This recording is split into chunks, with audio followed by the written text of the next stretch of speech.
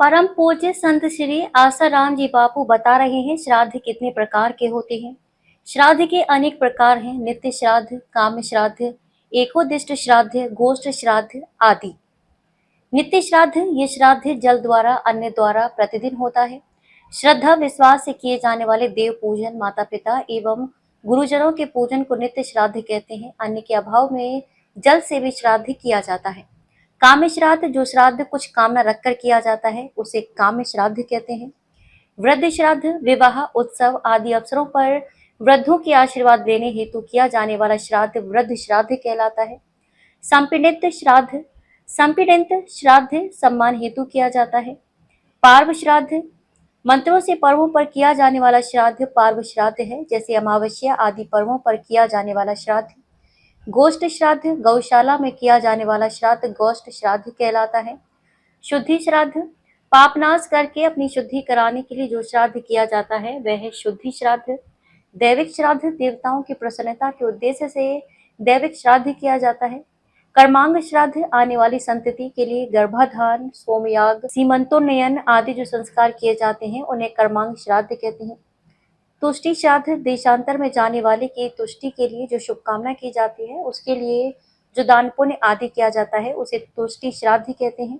अपने मित्र, भाई बहन, पति पत्नी आदि की भलाई के लिए जो कर्म किए जाते हैं उन सबको तुष्टि श्राद्ध कहते हैं।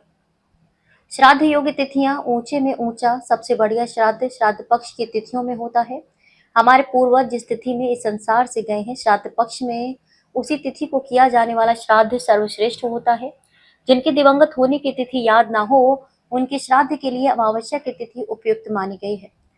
बाकी तो जिनकी जो तिथि हो श्राद्ध पक्ष में उसी तिथि पर बुद्धिमानों को श्राद्ध करना चाहिए।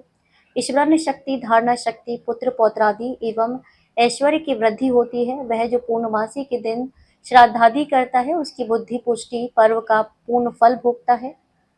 इसी प्रकार प्रतिपदा धन संपत्ति के लिए होती है एवं श्राद्ध करने वाले की प्राप्त वस्तु नष्ट नहीं होती। द्वितीया को श्राद्ध करने वाला व्यक्ति राजा होता है। उत्तम अर्थ की प्राप्ति के अभिलाषी को तृतीया विहित है। यही तृतीया शत्रुओं का नाश करने वाली व पाप नाशनी है। जो चतुर्थी को श्राद्ध करता है वह शत्रुओं का छिद्र देखता है, अर्थात उसे शत्रुओं की समस्त कूटचालों का ज्ञान हो जाता है। पंचमी तिथि को श्राद्ध करने वाला उत्तम लक्ष्मी की प्राप्ति करता है। जो षष्ठी तिथि को श्राद्ध कर्म संपन्न करता है उसकी पूजा देवता लोग करते हैं। जो सप्तमी को श्राद्धादि करता है उसको महान यज्ञों के पुण्य फल प्राप्त होते हैं और वह गणों का स्वामी होता है। जो अष्टमी को श्राद्ध करता है वह संपूर्ण समृद्धियां प्राप्त करता है। नवमी तिथि को श्राद्ध करने वाला प्रचुर ऐश्वर्य एवं मन के अनुसार अनुकूल चलने वाली स्त्री को प्राप्त करता है।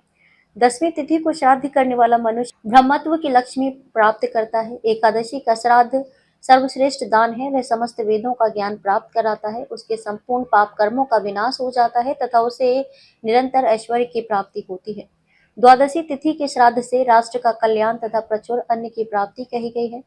त्रयोदशी के श्राद्ध से संतति, बुद्धि, धारणा शक्ति, स्वतंत्रता, उत्तम पुष्टि, दीर्घायु तथा ऐश्वर्य की प्राप्ति होती है।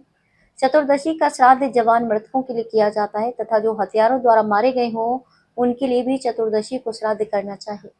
अमावस्या का श्राद्ध समस्त विषम उत्पन्न होने वालों के लिए, अर्थात 3 कन्याओं के बाद पुत्र या 3 पुत्रों के बाद कन्याएं हों उनके लिए होता है। जुड़वे उत्पन्न होने वालों के लिए भी इसी दिन श्राद्ध करना चाहिए।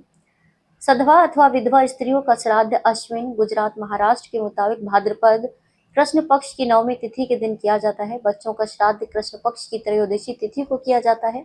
दुर्घटना में अथवा युद्ध में घायल होकर मरने वालों का श्राद्ध कृष्ण पक्ष की चतुर्दशी तिथि को किया जाता है। जो इस प्रकार श्राद्धादि कर्म संपन्न करते हैं वे समस्त मनोरथों को प्राप्त करते हैं और अनंत काल तक स्वर्ग का उपभोग करते हैं। मघा नक्षत्र पितरों को अभीष्ट सिद्धि देने वाला है, अतः उक्त नक्षत्र के दिनों में किया गया श्राद्ध अक्षय कहा गया है। पितृगण उसे सर्वदा अधिक पसंद करते हैं। जो व्यक्ति अष्टकाओं में पितरों की पूजा आदि नहीं करते उनका ये लोक जन्म व्यर्थ हो जाता है और जो कुछ प्राप्त है वह नष्ट हो जाता है। जो इन अवसरों पर श्राद्धादि का दान करते हैं वे देवताओं के समीप अर्थात स्वर्ग लोक को जाते हैं और जो नहीं करते वे तिर्यक, पक्षी आदि अधम योनियों में जाते हैं। रात्रि के समय श्राद्ध कर्म निषिद्ध है। वायु पुराण 78.3, खबर को शेयर फॉरवर्ड कर पूरे विश्व में पहुंचाकर विश्व गुरु भारत में सहयोगी बनकर बिना वर्दी के सैनिकों की तरह आप भी अपना कर्तव्य निभाइए। देश और दुनिया की ताज़ा और विशेष खबरों के लिए देखते रहिए सैनिक गर्जना न्यूज चैनल। नमस्कार।